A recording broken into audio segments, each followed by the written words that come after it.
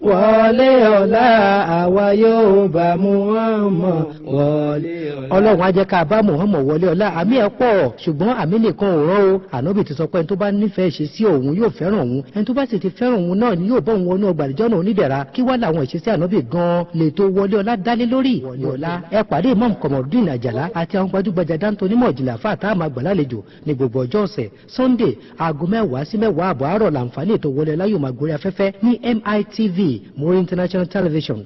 Wọlé ọlá 10 to 10:30 a.m. every Sunday. Wọlé ọlá àwòkọ́ṣe tó dára jùlọ fún gbogbo ẹ̀dá lára Ànábì ló wà. Ashhadu an la ilaha illallah wa ashhadu anna Muhammadan rasulullah. Assalamu alaikum gbogbo mùsùlùmí. Gẹ́gẹ́ bá a ṣe mọ̀ wípé díẹ̀díẹ̀ ládìẹ ń díẹ̀ kálíbà wàá ṣe hajj rọrùn lọ́dún tó ń bọ̀ níléeṣẹ́ hajj Masrur ṣe sílẹ̀kùn àǹfààní san díẹ̀díẹ̀ fún gbogbo ẹni tó jàrán kan Mákà Mádínà. Ẹkú tí mo ti wà níléeṣẹ́ hajj Masrur wípé bá a ti wí là ṣe ìtọ́jú tó gáyàtà fáwọn alálàájì wa ilé gbé rọrùn ní Mákà àti Mádínà. Ọkọ̀ ọlọ́yẹ lóòrèkóòrè Sìárà ọ̀fẹ́ pẹ̀lú àwọn àfa onímọ̀. Oúnjẹ tó dóṣù lẹ́ẹ̀mejì lójúmọ́ fáwọn tó sanwó ẹ̀. Ilé ìgbé tó jọjú ní Mẹ́kà òun Mẹ̀dínà. Mélòó la fẹ́ kà lẹ́yìn Adípèlé ẹ wá gbọ́ o. Umrah Ramadan 2020 May 10 lágbéra tá a sì padà dé ní May 25. Ká tó wá ṣe hajj ní July 20 sí August 10. Ẹ̀yà lọ fowókọ́lẹ̀ ní hajj Masrur tó wà ní Ajadilawa Central Mosque number 24 Tokunbo Street Lagos Island tàbí kẹ́ ẹ pé Amir Komorudeen Àjàlá sórí 08023364653. Ẹni tó mọ̀nà ló yẹ ká tẹ̀lé hajj Masrur làwọn ń bá lọ.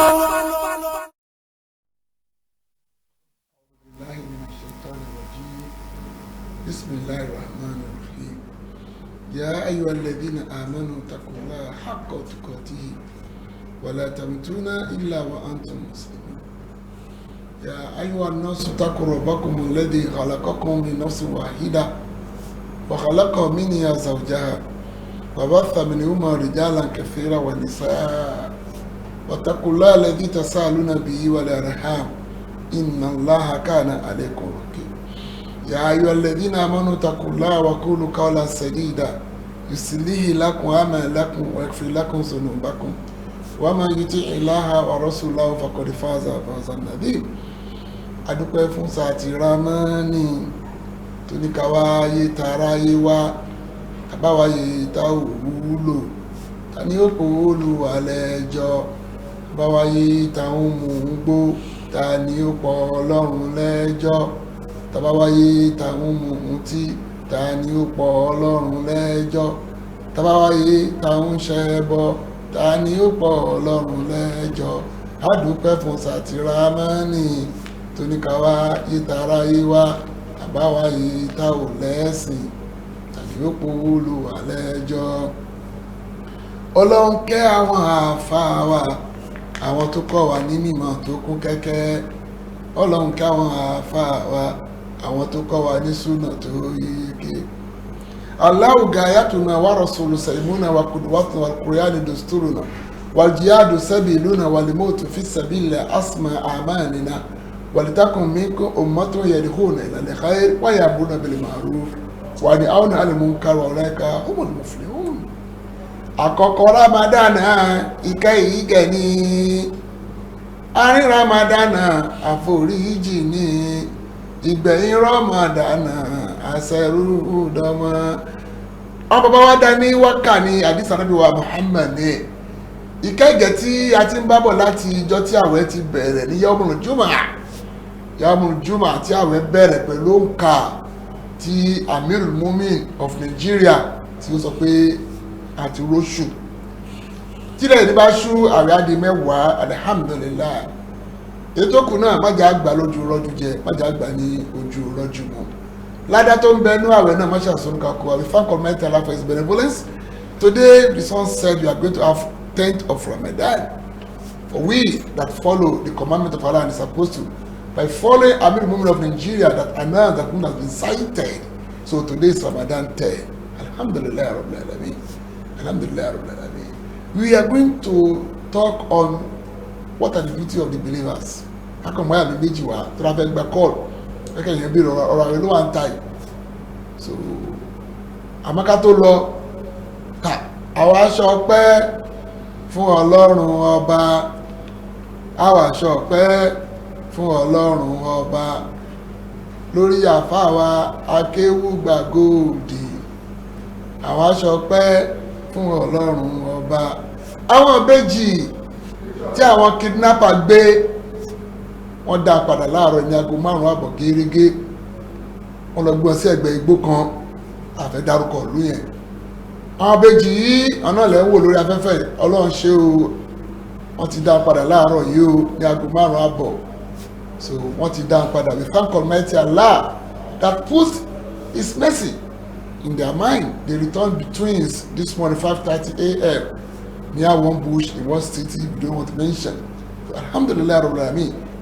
Presently they are with their parents.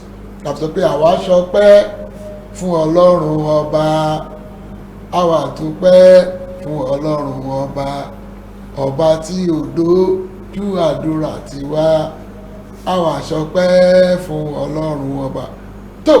Torí pé ká ní wọn títí ra ọmọdé ìrántí báwọn afásọpọ̀ máa ń gbàdúrà wọ́n ti wá gbà ìpọ́lọ́ba ló máa ń ṣe kéde ló máa ń gba àdúrà àwa máa ń ṣe àdúrà ni. So ọba tí ò fi ọmọdé ìṣàdán fún àwọn òbí wọn àtàwọn mùsùlùmí àti gbogbo olú Ọ̀yọ́ àti gbogbo olú Ìbàdàn náà ń gbé ọmọ Ọ̀yọ́ ni wọn. Ọlọ́run adúpẹ́ fún ẹ adúpẹ́ fún ẹ adúpẹ́ fún ẹ. Náà ẹ jẹ́ kó yé wa iṣẹ́ ló máa ń gbìyàn dé dárájà bó jẹ́ pé ọmọ skul náà tí wọ́n fẹ́ wọ́n sí kíláàsì míì exam ló máa ṣe. Mùsùlùmí ni wá torí bá ń gbá àwẹ̀ bẹ̀tẹ̀ bá ń ṣe àwọn tọ́lọ́ bá ní ká ṣe àádì mùmíní iṣẹ́ ló máa ń gbé dépò mùmíní pé iṣẹ́ tó máa wà sọ́là o pé wọ́n kárùn ara wọn kọ́ àwọn yẹn wọ́n fọmúlétì tí wọ́n ní o tó lẹ́rìí nínú. tí wọ́n sọ pé ashhadu an la ilaha illallah wa anna muhammadan rasulullah ó ti di muslim. Once you profess that Allah is only one, there is no deity worthy of worship except Almighty Allah, and only Prophet Muhammad is the messenger of Allah, no more no less. For that pronouncement, you have become a Muslim. Odiri Muslimi, you have submit yourself in totality to Almighty Allah. Oni idikulu fi silimi kafa. Enter into Islam wholeheartedly. So, ìyẹn wá mama ṣe tọ́lọ̀ bá paláṣẹ àwọn tó kà nínú sọ́tù Anfal, àwọn tó kà nínú sọ́tù Mumin, àwọn tó kà tàbẹ́sọ̀ nínú sọ́tù Tauba àtàwọn bòmíì náà. Kó lè bá yẹ pé Mùsùlùmí àkọ́kọ́ ń jẹ́ kátólì Mùmínì sọ́tù Hujurat. Ó ní Bismillahir Rahmanir Rahim. Wa qalatil a'rabu amanna qul lam tu'minu walakin aslamna. For you to realize that you first of all be a Muslim before become a Mu'min. It's a post. It's a daraja, it's a position that you have to work for it. And only the Mu'min Allah refers to that are going to be in paradise in many verses of the Quran. So it's very, very important for you to upgrade your faith by intensive doing good that is being commanded by Allah and is supposed to. But very, very important. Má jẹ́ èèyàn rárá ọlọ́ba òròyìn lọ́nà dáadáa jẹ́ fún ẹni mẹ́rin.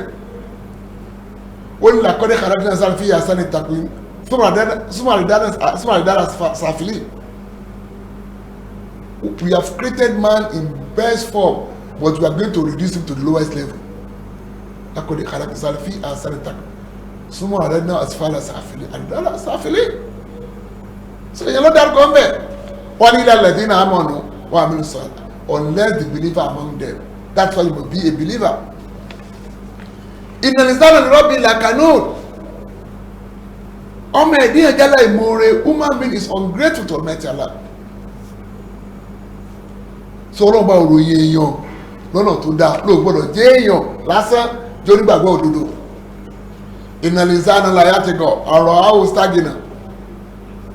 Ọmọ ẹ̀dẹ́ èèyàn ó jẹ́ tó máa ń gbẹ́rù mọ́rí tó bá rẹ̀ gẹ́gẹ́ bí olówó. Human beings are very pompous and arrogant whenever he sees himself as a millionaire, as a wealthy person, as an affluent person. He proud. There is no fire here. When I want to come and parole waleti. But no question to last week. Only in the sana la fi khusr. In the sana la fi khusr. Surely man in the state of laws. General one. Only those who believe and do righteous deeds. So but what's wrong with that by now? Yeah, those who believe. kí wọ́n ní iṣẹ́ àwọn onígbàgbọ́ òdodo sọ́tù táwà wàlùmùmìnínà wàlùmùmìnà bàdún àlìyàbà Muslim mumin a believer is a helper to another believer. Kò ní sọ̀rọ̀ láìda, kò ní bú, kò ní sọ̀rọ̀ lẹ́yìn, kò ní ṣépè fún, kò ní ṣe nǹkan tí ó dá fún. You not curse him or her. You not use a derogative statement against him or her. You not backbite. You not make slander against him. All those atrocities have been committed by so-called Muslims today. If you are a believer, you not do it. You not abuse anybody. Yo, Bolabawa, Keba Forjuni. No, you're not a believer.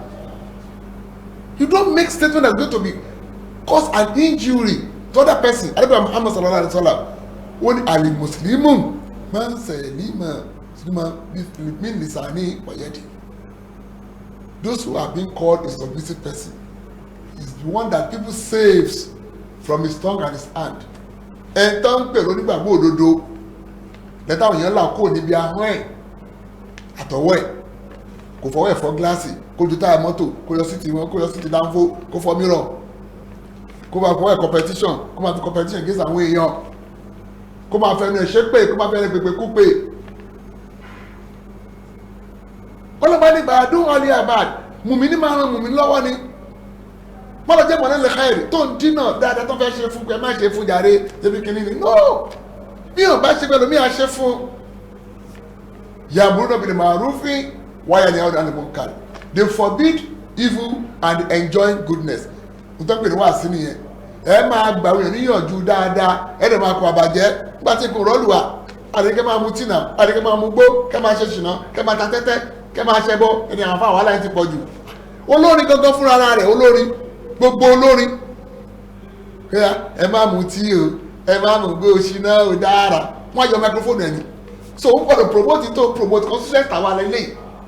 We are Muslims, we are preachers. What are we preaching? Islamic tenets, Islamic teachings. It forbids everything and enjoy what is good. So we tell the straight what is the Quran and what is the Hadith. Close on the Quran, close on the Hadith of faith.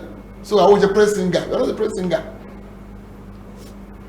So don't be aware of saying, ọba bí ẹni tó bá ṣe báyìí Ọlọ́run ni ó wọ̀ náà ọkọ ló fẹ́ fi ẹ́ sí náà ẹni tó bá ṣe báyìí Ọlọ́run bá wà jẹ́ náà ìyẹn ni wá ká ṣe kàmá ní àládàbí ọ̀rọ̀ ìmọ̀ òun lọ bàbá ní ẹ̀dá tó sin lọ́hùn agbẹ̀sán rẹ̀ èyí tó kọ̀ tí ó sìn àjìyà àlìjábàrù lọ́ba ẹ̀dá ọba tí kì í ṣa alábòsí that's it.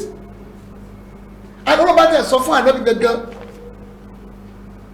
bí ìwọ mọ̀ọ́mọ̀ o ìlà àrùn ànábì mọ̀ọ́mọ̀ sí bashiran wa naziran walakin aksarati la ya'lamun. Muhammad is a warner and at the same time giver of glad tidings. Olùkìlọ̀ fúnni ní olùfúnni ní ròdù níní yẹn náà ni wákàtí bàbá wa tún dá wákàtí dá orin tẹ́ ẹ̀ lùlù sí ni ò dá kí ni wákàtí dá pé Muhammadu lẹ́ni tọ́ Ọlọ́run rán lólùkìlọ̀ fún gbogbo àgbáyé káyé ṣẹbọ mọ́ káyé ìbọ̀gún mọ́ káyé bòrìṣà ẹlẹ́nu má sọ ọ̀rọ̀ that is it. Mo lẹ́kì Ìjẹ̀ṣà tí wọ́n débi mo rántí orí Ìjẹ̀ṣà bí a máa lọ wáyà ọkọ̀ nílùú Ìjẹ̀ṣà ní mọ́ ní o wà láì ó ní mẹ́ra ṣòrìṣà láyé mi mẹ́lẹ̀ bọ́ mẹ́ra ṣòrìṣà láyé mi mẹ́lẹ̀ bọ́ òrìṣà tó lójú rogodo ẹ mà ríran mẹ́lẹ̀ bọ́ òrìṣà tó létí jẹwọ́rọ́ ẹ mà gbọ́rọ̀ mẹ́lẹ̀ bọ́ òrìṣà tó lọ́wọ́ jọwọ́rọ́ ẹ mà lébù kele mẹ́lẹ̀ bọ́ ooo Ìjẹ̀ṣà kàrí ọmọ lùbẹ́. You see, that is preaching. You do not worship what something that is not going to be of benefit for you. Because I'm a notion of Oribu. Báwo yìí tẹ jẹ akó mẹ́gbọ́n fọ́sọ́ jẹjọ náà Olúawo Aṣípa Balógun Baṣọ̀run Lísà Máyégún gbogbo yẹn má dáwẹ́ o pẹ̀tẹ́ ní ojúbọ nínú lẹ́yìn ojúbọ Ṣàngó ojúbọ Èṣù ojúbọ kíníkan. Don't practice exercise and fertility. Do not fast. You are not called. You are not called. You are not called. Wọ́n lọ́ba ọ̀pẹ́ pé kò gbà wẹ̀. Ṣé bẹ́ẹ̀ bá wẹ̀ ṣe? Ohun tó ní kí mùmí ní máa ṣe làwọn ń ṣe. Ya'muruna bil ma'rufi wa yanhauna 'anil munkar. We forbid evil. We enjoy goodness. wọ́n kí mo sọ́láàtì agbẹ̀rún dúró gbogbo àfa àti àsìkò ló bá tó tẹ̀ ọ́ bá kírun kò kí ni kò kí kò lórúkọ méjì ìrún láwọn àsìkò àkọ́kọ́ wọ́pù wọ́sítọ́ wọ́pù kọ́kọ́rọ́ lóga ló ń sọ ẹni tọ́lọ̀ bá fi ìrún rán ó ti parí ẹ̀ oníṣẹ́ tó dáa jù òun náà ni as-salatu fi awwaqtiha. Sasam said the best deed is to pray at the first time at the appropriate time fi awwaqtiha nígbà tó bá kọ́kọ́ wọlé ẹ wá kó mọ ẹ ṣe wòlímọ̀ ẹ sọ ẹ ń ṣe ìgbéyàwó ẹ ń ṣílé ẹ wá jókòó ó ń ṣàfáà o àlùfáà nìyẹn wọ̀nyìntìyínà ńlá wa rasulahu wọ̀nyìntìyínà ńlá wa rasulahu wọ́n tẹ̀lé ọlọ́run wọ́n tẹ̀lé ànábì wa Muhammad kò wá separatable at all. You follow Allah and you follow the Prophet Muhammad. ọlọ́ba ni ulaika umul mu'minuna haqqan àwọn ló nígbàgbọ́ òdodo ní tòótọ́ wa'ada Allahul mu'minina jannati tajri min tahtiha al-anhar wọ́n dẹ̀ ti ṣàdéhùn fún wọn pé wọ́n máa bẹ nínú ọgbà Àlùjánnà tómi akérèmọdé wà bẹ. I've promised them they're going to be living in mansion where river flows therein. Amasakina tayyibatan a beautiful place, a secure and tranquility homes. Ilé ìfọ̀kànbalẹ̀ tó dẹ̀ dáa. Ẹgbẹ́rẹ́ tó dáa ní Nàìjíríà táwọn olè náà wà láàmú. Àwọn 1 million wèrè. So in paradise, no panic, no agony, no grief, no sadness. Orí ìfọ́ mi ò sí ìlàlìjọ́nà dá mi láre ọ̀bọ̀ Olúwa. Ẹ̀dọ̀ ń dùn mí ò sí ìlàlìjọ́nà dá wa láre. Ìwà ẹnìkan ló lè gbé ẹ̀dẹ́ ibẹ̀ o dá wa láre ọ̀bọ̀. Ẹ̀sìn ẹnìkan ló lè gbé ẹ̀dẹ́ ibẹ̀ o. Torí pé iṣẹ́ tá a máa ṣe arábìnrin àdúnyà baitul amal wal akhiratu baitul jaza. Ilé ayé ni ilé iṣẹ́, ọ̀run ni ilé ẹ̀san.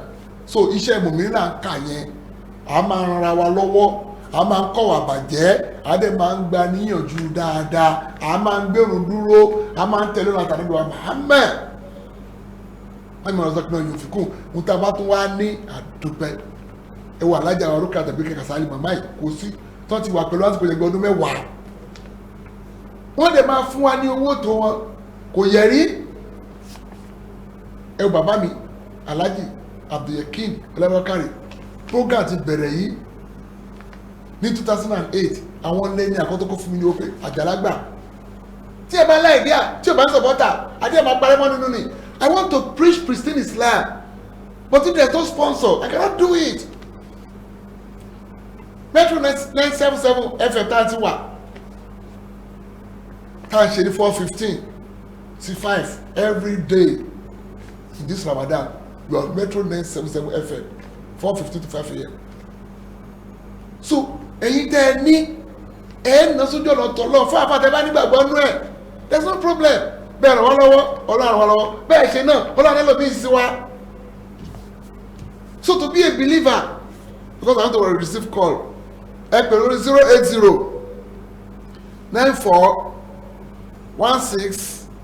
080-94-16-12-93 080-94-16-12-93. So ask any question. If I'm able to answer today, I'm going to answer next week. There's no problem about that. Every day, every time I'm going to answer tomorrow. Inshallah, my guest, Imam Abdulwali Bello, ọmọ wọn látọ̀tà tó bá dé tó máa tẹ̀lé máa kọ́ sí ọmọ tọ́ṣọ̀ ọmọ wọn láti Ìgbogbo kọ́lọ̀bá gbogbo fún wa kọ́lọ̀ lákọ̀ọ́kọ́ náà salamu alaikum. Wa alaikum salam. Ibo láti pè wá kí lórúkọ yín. Láti Sango Tàríkà. Ok náà bismillah ẹ béèrè yín. Ok sir. Now mo fẹ́ béèrè pé tí tàbá ní ọ̀kan tí ó ṣe ẹbọ. Ok.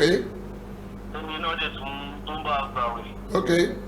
Ẹ̀wọ̀n yàtọ̀ sí pé bóyá àwọn ọ̀nà mọ̀ pé Christian ilé ìwọ́n gbà àmọ̀ páwọn yẹn wọ̀n ní àwẹ̀.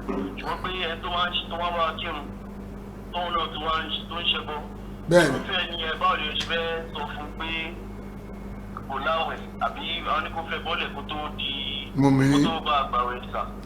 kò lè tó yẹ gbé Quran náà kalẹ̀ fún ni ọlọ́ba ní yáyọ aládínà amọ̀nù kutiba alaykumu siyam ẹ̀yin onígbàgbọ́ òdodo ẹgbàáwẹ̀ wá sọ pé kí náà ń pè onígbàgbọ́ òdodo agbọ́lọ́wọ́ àtànábì gbọ́ agba kádàrá gbọ́ agbòjíṣẹ́ gbọ́ agba mọ̀láka gbọ́ agba Quran gbọ́ àwọn agbọ́jọ́ gbèrè kíámọ̀ inú Quran náà wá sọ pé ẹ gbọ́dọ̀ ṣe ẹbọ wala tushriku bihi shay'an so tó bá ti bá ṣe ẹbọ kò láàwẹ̀ so àwẹ̀ kọ́ ló kọ́ síwájú ìgbàgbọ́ ìrun zakat ló ṣe wá káwẹ̀ tó ti yé so ẹ ṣàlàyé fún ni kọ́lọ̀ jẹ́ kó gbọ́ àlìfọ́ọ̀sì ẹ o tí ò bá dẹ̀ wá gbọ́ tó ó ń fi bí panú lásán ni. Salamu alaikum orúkọ ìbúdá tí ń pè wá. Sango again ọwọ́ yìí máa wà bẹ̀rẹ̀ yìí kí lẹ fẹ́ béèrè. ẹ̀jẹ̀ sá mọ́ òun sáà pé nígbà tí wọ́n ní ká máa lo face mask kí àwọn kan mórí wọn tó ń kírun separate ọ̀gá wọn ni o so ní mask yẹn kọ́ fa imú wọn wọ́n dẹ̀ bí kírun bẹ́ẹ̀ ṣé bó ṣe kó rí nìyẹn. wọ́n lè lo mask kírun àmọ́ bọ́n ṣe ṣe segregation yẹn àwọn afá àti pín sí méjì ń bẹ o àmọ́ gbé ọ̀gbọ̀n afá tó rí di fíkìú wọn kọ́ láwọn orí kanú àkọọ́lẹ̀ rárá pé tó pété bá tó àyà sọ pé ìstáwù wàtẹ̀dílù wàtàrásù iná tẹ̀sán-gbèsù fún ìtàmọ́tìmí sọ́láàtì àrẹ́bà pé ẹ tó dáadáa ẹ súnmọ́ra yín so wọ́n ní ó wà mí òun àwọn tí wọ́n sọ pé kò sí lára àríkánù sọ́láàtì òkú ẹ̀sìn pé ànígé dọ̀rúrí ló jẹ́ káwọn ṣe kíni káwọn ọ̀dẹ̀ kíní aram wọ́n kíní aram so tí wọ́n bá kí nítorí pé bóyá dọ̀rúrí wàhálà àlà ọlọ́ba lè ṣe kíni ó lè gbà àmọ́ àgbọ̀dọ̀ encourage ẹ̀ nígbà tí ó bá sí corona mọ́ ọlọ́ba ló ní ìmọ̀jù. no wọ́n fa máàsì wọn sísàlẹ̀ ẹni tó bá fẹ́ fi kírun ni ẹni tó bá fẹ́ fi kírun torí pé ọ̀rọ̀ ti yé mi sìn àwọn oríkèéríkèé mẹ́jọ kan wà tí ó gbọ́dọ̀ má kanlẹ̀ imú wa ń bẹ o afa ọlọ́àṣà alẹ́kùn làákà yìí for those of you that are using mask in praying you have to draw it down a little so that your nose can touch the ground so and your forehead your two palms and your knees then your toes so ọlọ́mọ agbàdo àgbègbè ẹ̀jẹ̀ gan adúpẹ́ fún yín anabi ní máa ń lá ní ẹ̀dùkọ́lá zoro wal amala bíi falẹ́sẹ̀lẹ̀ àjàtú àyìn yàdọ̀ àtọ̀ àmọ̀ ṣọ̀rọ̀ àbò ọlọ́mọ alẹ́ tí ò bá lè gbé ṣẹ́kíṣẹ́ lẹ̀ yẹlẹ̀ tẹ́ bẹ̀rẹ̀ pé ó ń ṣẹbọ. So you cannot drop ọṣẹ padà with almighty Allah do not fast anabi sọ pé falẹ́sẹ̀lẹ̀ àjẹtàn àyìn yàdọ̀ àtọ̀ àmọ̀ ṣọ̀rọ̀ àbò Allah ask you to do with your own feeling hungry, abstaining from food and abstaining from drinking. It's very simple. Jesus does not belong to me, nor you. It's the God that says it. That's our belief in the Quran and the Hadith. So, and it's not possible. You know more people possible now. Kúrẹ́ ìwà sọ pé kò dáa, Yorùbá ní ò dáa. Olùbọ̀ máa jọ ṣàká, kò jọ ṣàká. Tó bá máa jọ ṣoko, jẹ́ òṣoko, ọ̀ṣàkà ṣoko, yọ́mọ èèyàn. Yorùbá o, you can see. They don't allow you to be an hypocrite. Mọ̀nà àti fìkì. And it's very simple. You can never be a member of PDP and APC. Have you ever somebody like that? You can never be a member of PDP and APC. Football, supporting Arsenal and Man U in England, when you are not mad. Barca and Real Madrid in Spain. Inter and AC in Italy. Borussia Dortmund and Bayern Munich in Germany. It's not possible now. Ọ̀rọ̀ ayé Amos ọ̀rọ̀ máa olówó tẹ̀ ní forí ẹ̀ ní iná láàyè yàtúrọ̀ àyìn ìṣòro kàbí. Everybody knows that when you're sharp. I will never learn alone. Never. Torí ẹ̀yà bá dé lọ kí ó sáwọn aláwọ̀ lára ẹ jẹ ìyà. Tẹ̀kú ṣẹ́wọ́ kú ni ọlọ́mọdé wà mọ́ tó ọkùn fà. They died in rebelling against me. They died as a kafir. Ọlọ́mọdé mi ni ẹ̀gọ́ ni. Aláwọ̀ ní nǹkan tẹ́ lè ṣe.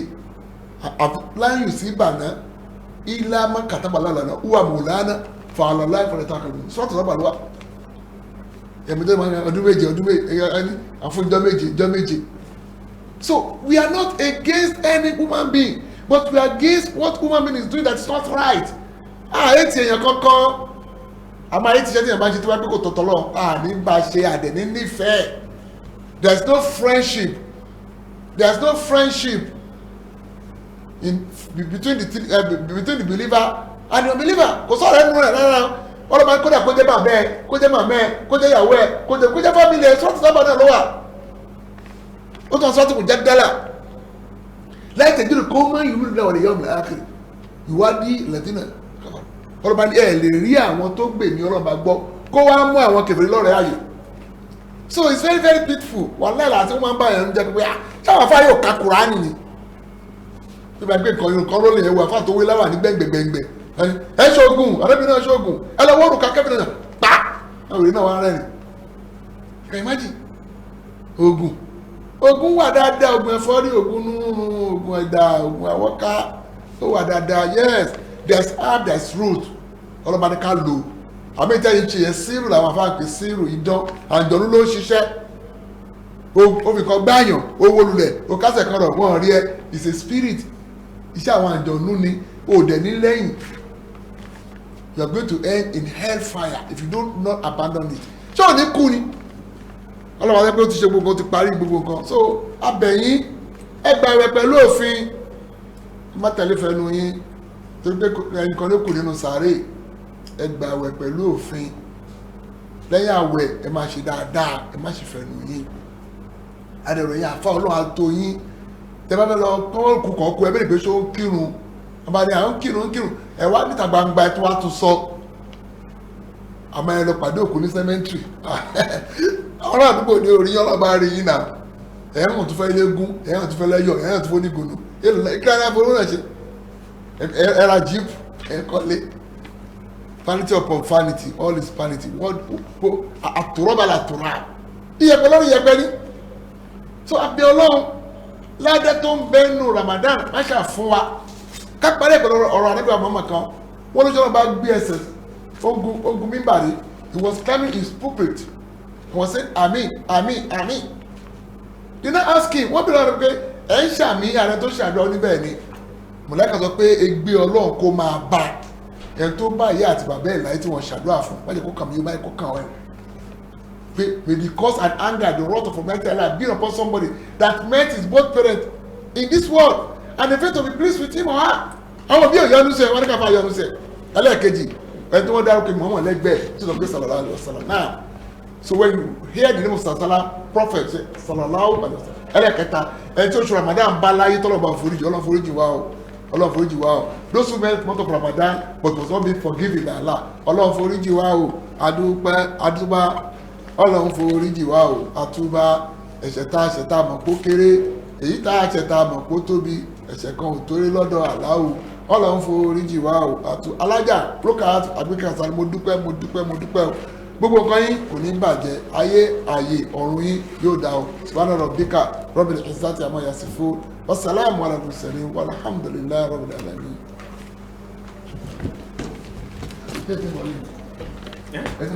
wọlé ọ̀la àwa yóò bá Muhammad wọlé ọ̀la. ọlọ́run á jẹ́ ká bá Muhammad wọlé ọ̀la àmì ẹ̀ pọ̀ ṣùgbọ́n àmì nìkan ò rán o ànábì ti sọ pé ẹni tó bá nífẹ̀ẹ́ ṣe sí òun yóò fẹ́ràn òun ẹni tó bá sì ti fẹ́ràn òun náà ni yóò bọ́ òun wọnú ọgbà àdìjọ́ náà onídẹ̀ra kí wá làwọn ìṣesí ànábì gan-an lè tó wọlé ọ̀la dálé lórí wọlé ọ̀la ẹ pàdé Imam Komorudeen Àjàlá àti àwọn gbajúgbajà dáńtó onímọ̀ ìjìnlẹ̀ àfáà máa gbà lálejò ní gbogbo ọjọ́ ọ̀sẹ̀ Sunday aago 10 sí 10 àbọ̀ àárọ̀ làǹfààní ètò wọlé ọ̀la yóò máa gorí afẹ́fẹ́ ní MITV Muri International Television wọlé ọ̀la 10 to 10:30 a.m. every Sunday wọlé ọ̀la àwòkọ́ṣe tó dára jùlọ fún gbogbo ẹ̀dá lára ànábì ló wà.